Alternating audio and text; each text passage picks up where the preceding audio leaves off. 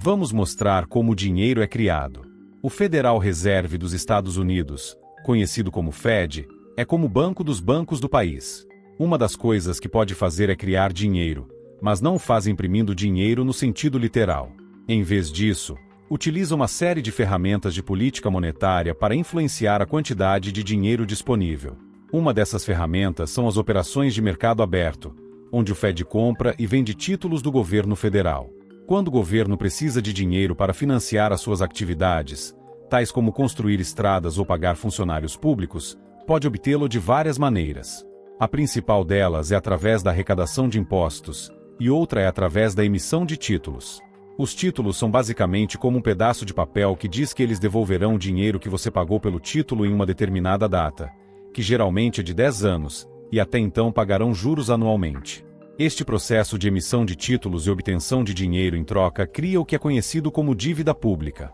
Neste momento, um título do Tesouro dos Estados Unidos de 10 anos retornará 4,6% do seu investimento a cada ano durante 10 anos. Portanto, se você investir $1.000 hoje, terá ganho $460 em 2034. Isso pode não parecer muito e, para piorar a situação, até alguns meses atrás nem sequer acompanhava o ritmo da inflação. Isto significa que, embora o seu dinheiro cresça, o custo das coisas que você pode comprar com ele cresce mais rapidamente.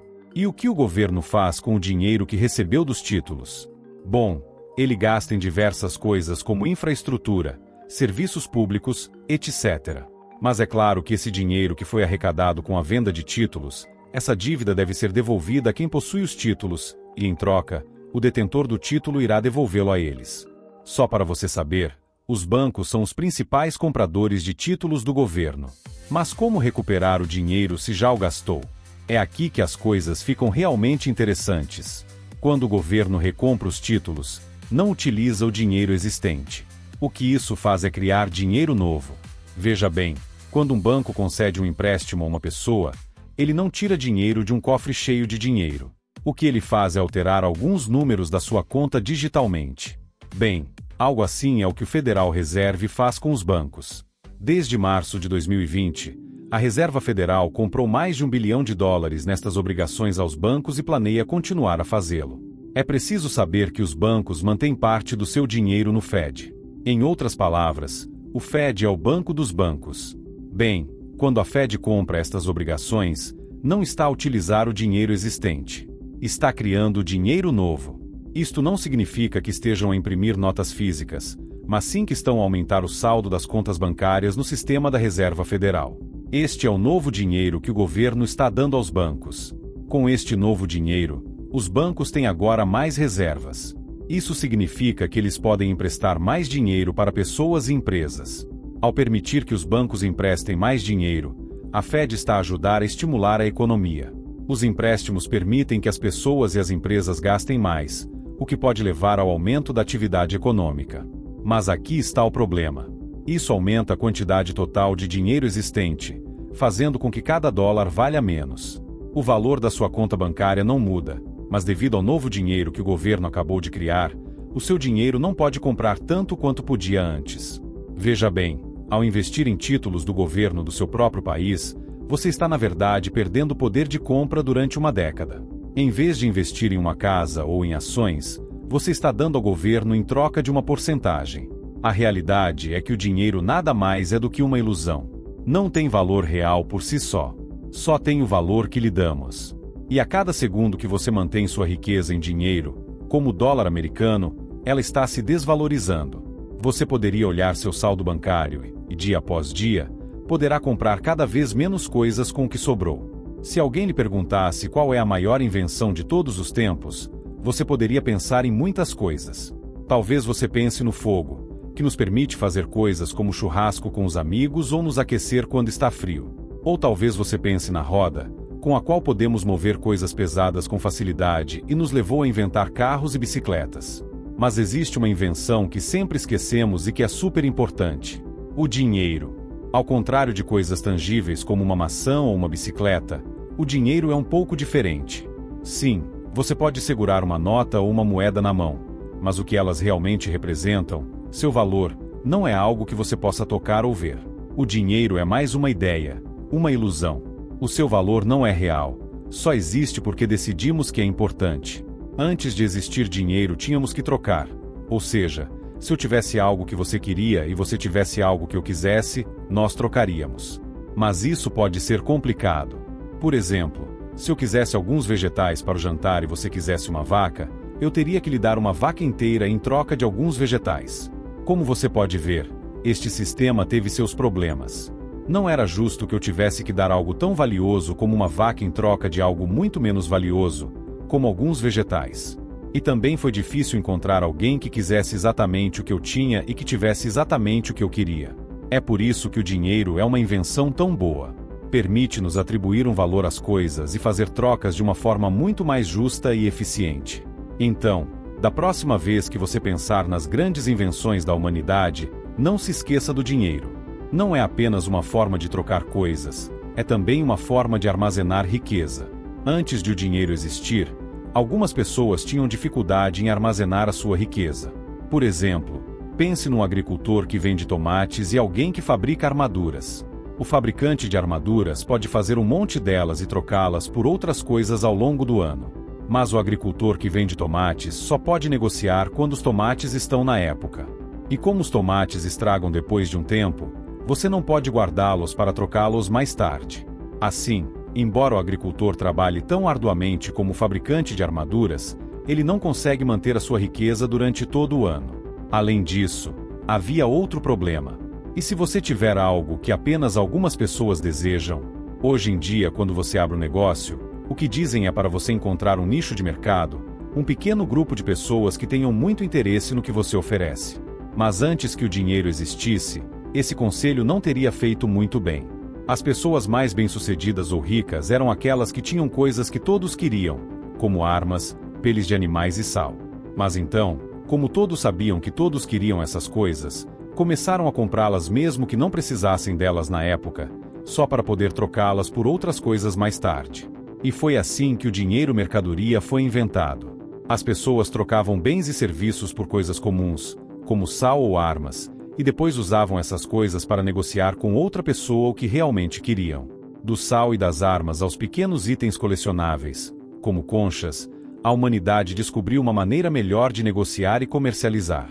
Em vez de trocar bens e serviços por outros bens e serviços de que talvez não necessite no momento, você pode trocar os seus bens e serviços por objetos que funcionam como marcadores de valor, uma espécie de valor. Você pode então usar esses marcadores de valor para obter bens e serviços que realmente deseja de outra pessoa. A ideia era brilhante.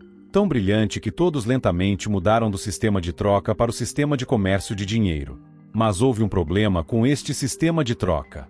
Para que o dinheiro tenha valor, tem que ser algo que não seja fácil de conseguir. Se algo está disponível em todos os lugares, não pode ter muito valor. Isso é economia básica. Se todos podem conseguir alguma coisa, não pode valer muito, certo? Portanto, coisas como areia ou conchas, que podem ser facilmente recolhidas em qualquer praia, não eram realmente uma boa medida de valor. Portanto, por volta do ano 770 a.C., foram criadas as primeiras moedas metálicas na China. Eles fizeram as moedas redondas para que fosse fácil colocá-las no bolso e retirá-las sem machucar os dedos. Depois fundiram as moedas em bronze. Este foi um grande passo. O dinheiro finalmente teve valor intrínseco. Você não poderia simplesmente ir à praia e coletar bronze. Foi escasso. Ele teve coragem. Naquela época, o dinheiro ainda não era uma ilusão. O valor de uma moeda era determinado pelo valor do metal de que era feita. Se você tivesse uma moeda feita de 1 grama de ouro, ela valeria 1 grama de ouro. Você poderia facilmente medi-lo e ver por si mesmo que na verdade é 1 grama de ouro. Mas reis e governantes descobriram rapidamente o poder do dinheiro. Eles perceberam que quanto mais desses pequenos metais preciosos tivessem, mais poder poderiam controlar. E assim, no ano 600 a.C., Aliates, rei da Lídia, criou a primeira casa da moeda oficial. Ele criou 2 moedas estampando o rosto do rei, mas usou ouro e prata para que tivessem valores diferentes. Agora as pessoas podiam facilmente dizer o valor do pedaço de metal que seguravam. Mas os reis do mundo queriam mais dinheiro e os metais preciosos eram demasiado caros. Para produzir mais dinheiro, Começaram a tornar as moedas mais finas e depois misturaram os metais mais caros com metais mais baratos. Logo as moedas em circulação valiam menos do que dizia a imagem em seus rostos, e assim nasceu a ilusão do dinheiro. O valor da moeda não era mais determinado pelo valor do metal. O valor da moeda agora era simplesmente o que os governantes e o banco diziam que era. Nos primeiros dias do sistema monetário britânico, uma libra esterlina, a moeda, representava o valor de uma libra de prata pura. Quando dizemos libra de prata, nos referimos ao peso. Uma libra equivale a 0,45 gramas. Isso significa que se você tivesse uma libra esterlina, teoricamente poderia trocá-la por uma libra, 0,45 quilos, de prata. No entanto, quando o comércio internacional se tornou uma realidade, as pessoas perceberam que as moedas metálicas eram demasiado pesadas para serem transportadas, e assim os reis de todo o mundo começaram a emitir certificados de notas promissórias para o comércio de longa distância. Uma nota promissória é um documento legal que representa uma promessa de pagamento. Quando uma entidade emite uma nota, ela promete pagar uma certa quantia em dinheiro ao titular dessa nota em uma data futura especificada. Como esses pedaços de papel foram selados pelo rei, as pessoas confiavam no seu valor e acreditavam que poderiam usá-los para recuperar o seu valor em moedas. E isso era verdade no momento. À medida que mais certificados de notas inundavam o mercado, as pessoas precisavam cada vez menos de moedas. Até que finalmente o papel valia o que pensávamos que valia, mesmo que já não trocássemos por peças físicas de ouro e prata. Dos reis antigos aos governos e bancos centrais modernos, o dinheiro permaneceu uma ilusão. Uma mera representação cujo valor é determinado pela importância que as pessoas lhe atribuem. A nota de maior valor em circulação hoje é a de 10 mil dólares de Singapura. Embora não seja mais produzida, esta nota, que atualmente vale 7.345 dólares, ainda é considerada com curso legal. Então você ainda pode usá-lo para comprar coisas valiosas como casas, carros e até metais como ouro. A nota em si custa menos de 20 cêntimos para ser produzida, mas graças à ilusão do sistema monetário fiduciário ela é tão valiosa quanto 120 gramas de ouro. Quando falamos de fiduciário ou fiduciário no contexto do dinheiro, estamos nos referindo a uma forma de dinheiro que obtém seu valor não da materialidade do próprio objeto, como poderia ser o caso das moedas de ouro ou prata, mas da confiança e do acordo coletivo em seu valor. Fiat é uma palavra latina que significa ser feito, refletindo a ideia de que o valor da moeda fiduciária é definido por decisão governamental. A ilusão do dinheiro é algo em que nunca pensamos, mas tal como os reis do passado, os governos de hoje compreendem o poder do dinheiro e, como sempre, querem mais. Eles sabem que quanto mais pedaços de papel você tiver, mais poder você terá. Então, o que eles fazem? Bem, eles podem simplesmente criar mais pedaços de papel do nada. Se, por exemplo, o governo dos Estados Unidos quisesse 340 milhões de dólares para, talvez, outro avião F-22, poderia simplesmente imprimir o dinheiro para o fazer. Mas há um problema nisso: a inflação. O problema do dinheiro é que ele deve ser principalmente um meio de troca para ser considerado valioso. Portanto, a quantidade de dinheiro que circula numa economia deve ser proporcional à quantidade de notas e serviços disponíveis.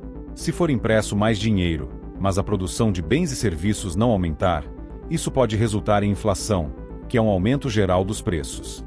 Isso acontece porque há mais dinheiro perseguindo a mesma quantidade de bens e serviços, o que faz com que os preços subam. Imagine que você tem uma loja de maçãs e só existem 10 maçãs. Se existissem apenas 10 dólares no mundo inteiro, cada maçã custaria $1. Mas se de repente forem impressos mais 10 dólares, e agora houver 20 dólares no mundo inteiro, mas o número de maçãs permanecer o mesmo, então cada maçã poderá custar 2 dólares. É por isso que muitos economistas, e até pessoas comuns como nós, estão preocupados com a actual moeda de reserva global, o dólar americano. 2020 foi um ano terrível para o mundo inteiro.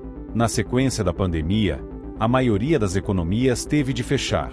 Os bens e serviços disponíveis e a produção global da economia foram reduzidos ao mínimo e o mundo parou por um tempo.